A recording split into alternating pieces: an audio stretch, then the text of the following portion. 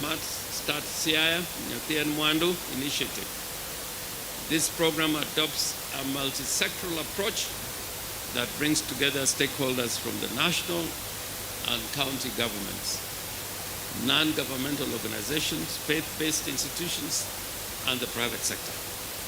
Over the past year, the Smart Start Siaya program has achieved several key milestones, including enhancing nutrition, health, and education outcomes for children between the ages of 0 to 8, while strengthening multi-sectoral collaboration.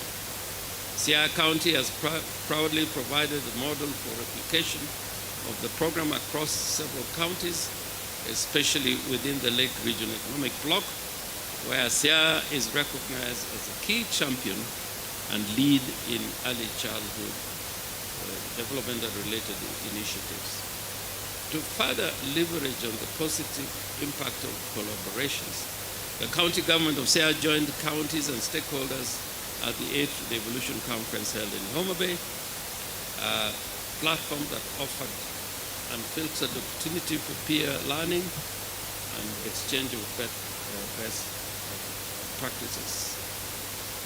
In our manifesto, which focuses on attaining a paradigm shift in the agricultural sector development from a simple increase of output and production to improvement of the productivity frontier. Through our Department of Agriculture, Food Security, Livestock and Blue Economy, this is being implemented on four-pronged programs, namely crop and land management, livestock management, and veterinary services development, fisheries management, and development. Under crop and land management, the administration has over the years procured and distributed subsidized certified seeds and fertilizer. In the last 3 financial years, a total of 265.6 metric tons of maize seeds, 4.8 metric tons of green gram seeds, 2.8 metric tons of sorghum seeds, and 411 metric tons of fertilizers worth Kenya shillings 121,998,660 shillings have been procured and distributed. A total of 42,979 farmers have directly benefited from seed subsidies, while 53,988 farmers benefited from the fertilizer subsidy. The consequence has been increased productivity and production of food and increased demand for certified farm inputs, leading to enhanced food security. In the 2025 loan rain season, a total of 95,147 metric tons of maize yields, that is 1,057,180 bags of 90 kilograms of maize were realized to support both food security at household level and commercial sales. The department currently has in its custody 17 functional tractors that supports agricultural mechanization, with 38,000 farmers having benefited directly from the tractor hire services. The result has expanded land under production and timely planting, which in turn contributes to high production and provision of food security within the county. To realize improved livestock productivity and veterinary services management, the department has progressively procured and distributed 33,547 month-old chicks with the support of the Kenya Livestock Commercialization Project, better known as KELOP.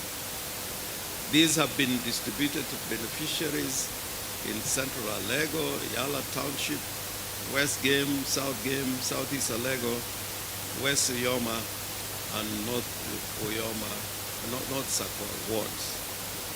Additionally, 553 indigenous cattle were supplied to farmers in West Alego and North Uyoma in an attempt to improve productivity. Vaccinations of livestock against various diseases, including foot and mouth, Newcastle, fowl pox, and rabies were administered, and this effort led to noticeable reduction in livestock mortality and morbidity over the last 3 years. Mr. Speaker, sir, the management of our fisheries resources is central in our blue economy development agenda. To guarantee access to quality fish feeds and fingerlings, our administration procured 177 metric tons of high-quality fish feeds, which were distributed to more than 1,400 fish farmers across the country. A total of 753,000 monosex tilapia fingerlings were also distributed. To support our commercialization and industrialization ecosystem, the department, courtesy of partnership between the county government and the World Bank through the National Agricultural Value Chain Development Project, has undertaken various value addition projects, including edible oil promotions through sunflower and soya beans value chains. In line with our desire to revitalize the cotton value chain development, the department supported farmers with 16.8 metric tons of BT cotton seeds, besides the 51 metric tons of open polluted variety seeds, grants worth more than 85 million shillings from the national government.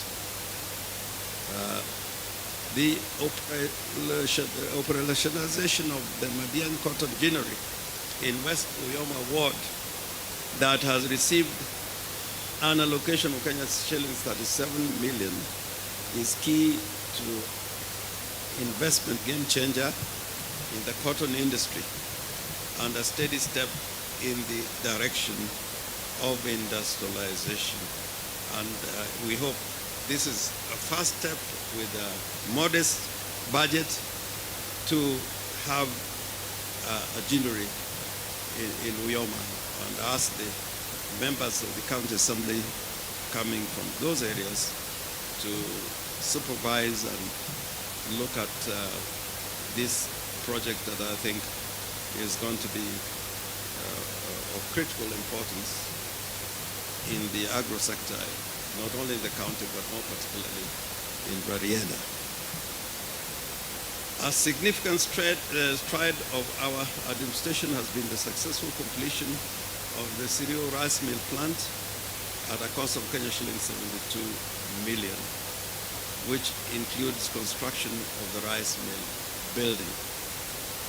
And I may mention here, similarly in Madian, we want the equipment of that ginnery with a modern mill, and therefore this modest allocation of 7 million is just the beginning. And this mill in Siriwo includes the construction of the rice mill building, installation of 3-phase power source, permitting walling and supply, and the installation of the rice milling plant with a capacity of 2.5 tons per hour. To optimize the potential of this facility, the administration has distributed a total of 2.4 tons of certified rice seeds, 4.8 tons of fertilizer to rice farmers in Usonga Ward under FLOCA program. To guarantee sustainability of the momentum gain, the department has identified a strategic investor to run the mill under a public-private partnership model. Mr. Speaker, sir, access to market and finance for our farmers remain an integral concern in completing the various value chains. In this regard, we have supported the development of various institutions, including farmer producer organizations, one community-based SACCO per ward, as well as ward-based community-driven development committees. Currently, for savings and credit and marketing have been institutionalized and supported with a total of Kenya shillings 20 million as an inclusion grant to strengthen governance structures and operation.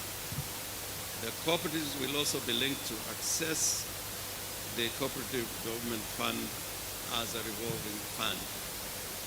Given the pivotal role played by extension officers in providing farmers with essential skills to support best practices, pest management, and soil fertility, the county recruited 91 extension officers over the last 3 years, reducing the farmer to extension officer ratio from 1 to 2,000 to 1,000 to 1 to 1,500, with a target